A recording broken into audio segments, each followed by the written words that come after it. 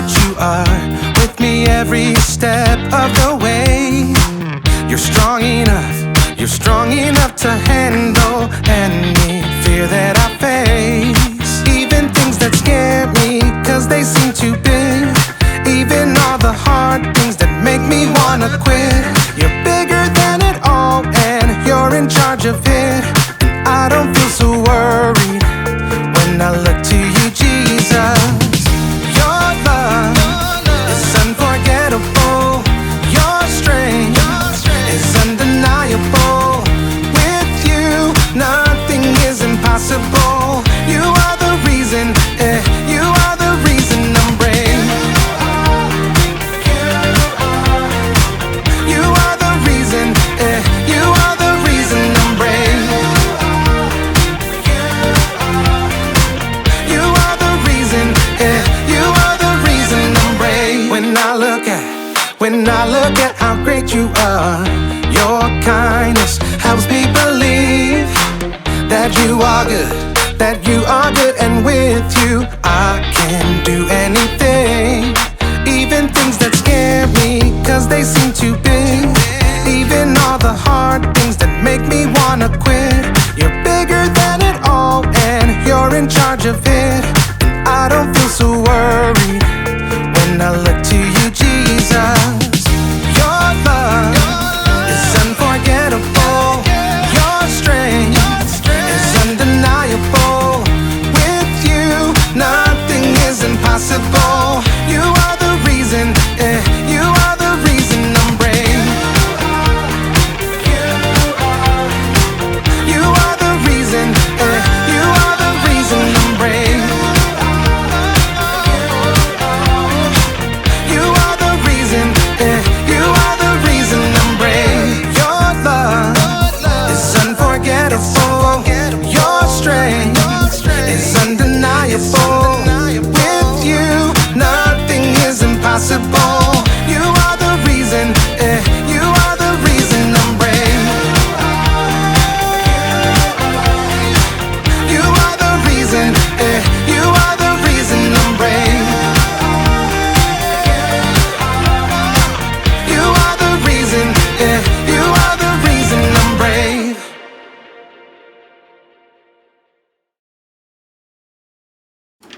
Welcome to Story Lab. This week, we're talking about courage, while we take a look at the story of a girl who stood up for an entire nation. Oh, and we're also going here.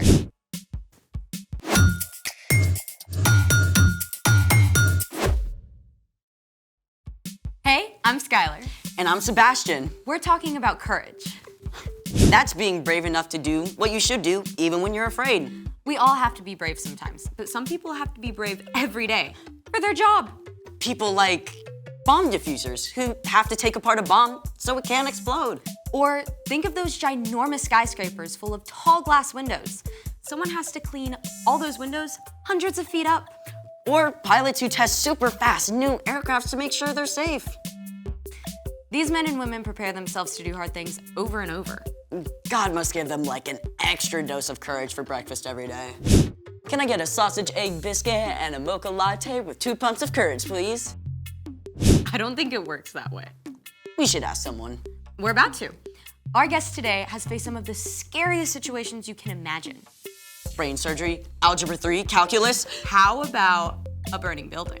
Wait, we get to talk to a real firefighter? Absolutely. His name is Trey, and he spent 10 years working as a firefighter. And I'm gonna zip it so we can get to the real deal. Hey everyone! Hi, Trey. We're so excited to talk with you. Yeah, I'm like trying not to fanboy right now. Same. So, did you always want to be a firefighter? Actually, no. I had just finished school and a family friend had invited me to come check it out. And so I thought, well, while I'm trying to figure out what I'm gonna do with my life, I might as well give it a shot. So this is actually me right here. So, you thought you would just do this for a little while? Yeah, I thought I'd do it until I figured out what I really wanted to do in life, and then I really loved it. I loved that it gave me purpose, and I learned that I could do hard things. What was your job like? Well, basically, you train to respond to a lot of different emergencies. Obviously there were fires, but we responded to medical calls, we responded to cats inside trees, really a lot of different things that we would have to respond to at any given time. Were you scared the first time you got called to a fire? Yeah, Anybody who would tell you they're not is probably lying to you, but we don't do anything in the fire department without learning how to control your emotions first. Wait, so you trained to be brave? Yeah, I mean, you could say that. I mean, we did lots of physical training to make sure we stayed strong, but we also did lots of drills. I mean, drills on top of drills on top of drills to make sure that we were ready for anything we might face. Okay, so you get a call. What happens? Well, you really only get a little bit of information to start. So what do you do? So you jump on the truck and you start on your way, and you're constantly getting more information as you go. And then when you get on scene, you're constantly getting more information and you're seeing what's happening in front of you. You really have to learn how to be flexible because things are constantly changing. As a matter of fact, a lot of people don't know this. Fire doubles in size every 30 seconds. Wait, say that again? Fire doubles in size every 30 seconds. That's wild. So you're there now. What do you do? Well, you're really just constantly assessing. I mean, you're taking in information as it's changing. Remember, you got to stay flexible. So you're looking for hydrants. You're wondering if this is going to be protecting just the structure or if this is going to be a rescue situation where we might have to rush in and go take care of somebody whose life might be in danger. You really do have to stay on your toes constantly. What are some things that help you get ready for all that? Well, one tool is learning how to calm yourself down. Like, you can just do that? Absolutely. I learned how to keep myself calm by controlling my breathing so that you can keep yourself focused and keep your mind clear. Even in a burning building? Especially inside a burning building. What's the scariest situation you faced on the job? Wow, that's a great question. I had lots of scary moments, but I think one that comes to mind is my crew and I arrived on the scene to a smaller house that had a lot of heavy fire and smoke showing from the right side of the house. And so in order to put out a fire, you have to get to the seat of the fire, which is where the fire originated. And when we went inside, we went up the stairs. There was one crew ahead of us, and we had a really hard time getting to the seat of the fire because it continued to be hotter and hotter and hotter. I mean, it's one of the hottest fires I've ever been in my life. But one of the things you want to avoid in a fire situation is if you take too long, because remember, fire doubles in size every 30 seconds. If you take too long, everything can ignite in the room at one time, and that's called a flashover. And that's not a situation that you or I or anybody would ever want to be in. So I remember in that moment, the longer it was taking us to get to the seat of the fire, and as it's getting hotter and hotter, I started looking around for an exit. It's one of the things that they teach you is always have a way out. And so because how scared I was, I could turn over the corner and see the light coming through the front windows. I mean, there's heavy smoke. It's not like it's in the movies. You really can't see anything in front of your face. You just have to look for light. And I knew if I needed to, if we had a flashover situation, I could dive out the window to safety and always have a way to get out. Wow, Trey, that is incredible. Thank you, Trey. It's been amazing. Absolutely. Thank you guys for having me. Wow. Trey had to dive into some pretty scary situations. Speaking of scary things, wait until you hear. The story before the story. Today, we're in book 17 of the Old Testament, Esther. God made a plan to bless the whole world through Abraham's family, the Israelites.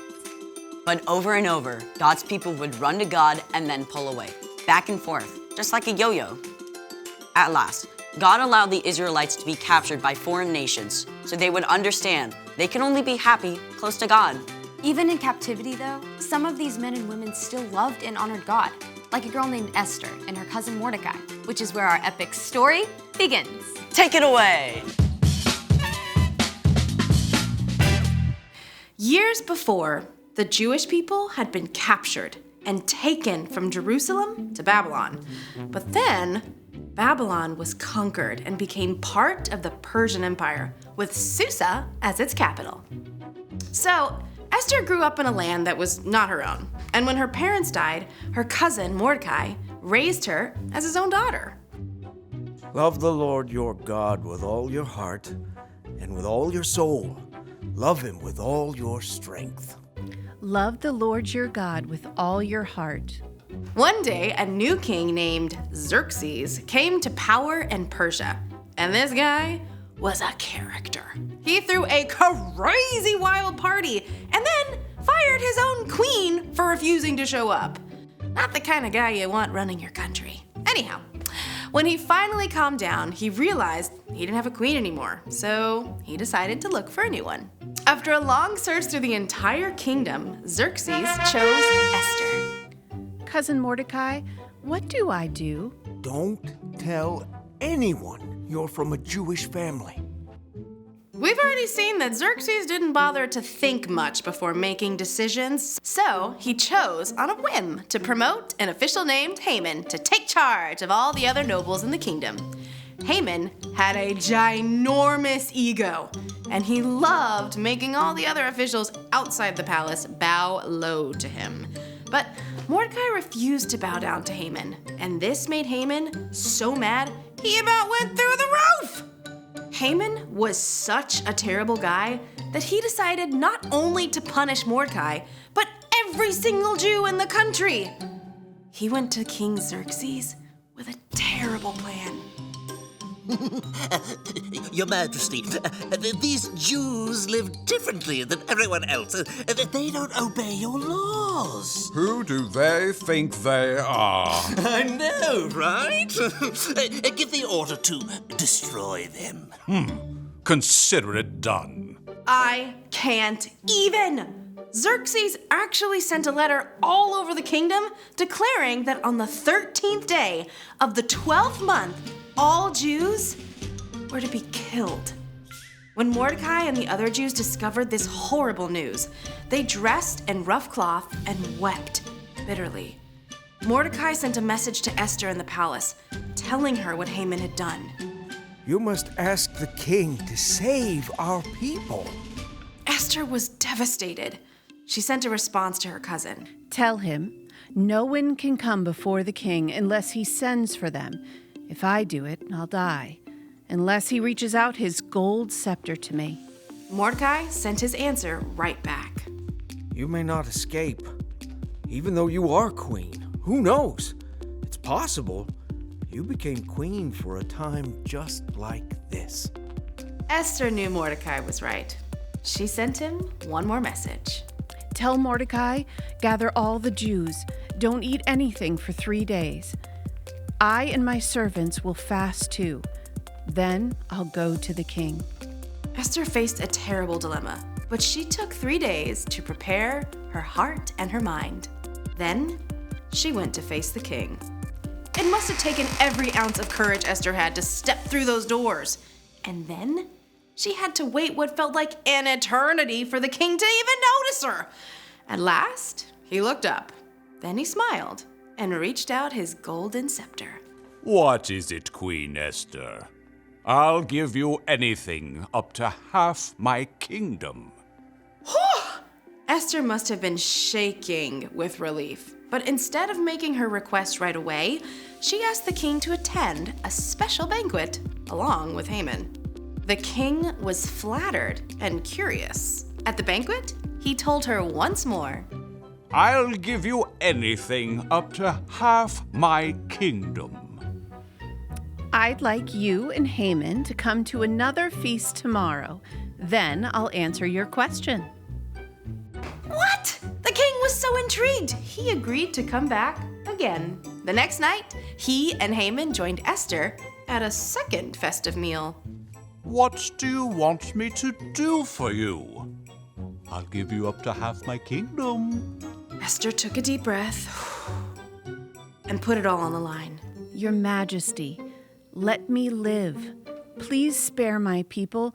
We have been sold to be destroyed. Who is the man who has dared to do such a thing? Haman is the one. Xerxes was so enraged that he had Haman killed. Then the king created a new order that would allow the Jews to be saved. We will celebrate this day with great joy. The end. Wow, King Xerxes was kind of a loose cannon. Exactly. There was no way to predict what he would do, but Esther leaned into God, and she took a big, courageous step, even though she had no idea what would happen. So, what's our part in the story? Well, there might be a mean kid at school, someone who's always shoving smaller kids around or making fun of people. Yeah, and everyone's afraid to stand up to them. You can ask God for courage to be the one to face the bully and tell them, stop it. That's not okay. It's also important to let a teacher know what's going on. That takes courage too. Exactly. Or maybe you're selling cookies for a fundraiser and you need to ask a neighbor you don't know to buy some. It might feel pretty scary to knock on their door, but you can ask God for courage for that too. It's true. God never asks us to face tough situations on our own. That's one of the reasons God gave us Jesus. When we believe that Jesus is God's Son and choose to follow him, we have the power of God's Holy Spirit living in us. We can be ready for anything that happens. And that is super awesome to remember. So true. All right, I'll see you guys next time. Bye, Erica. So here's the thing. You can do what you should, even when you don't know what will happen. You think I could be a firefighter like Trey? Absolutely. Now, where do we keep the hoses? Thanks for joining us in the Story Lab. See you next time. Turn on the water! Wait, what?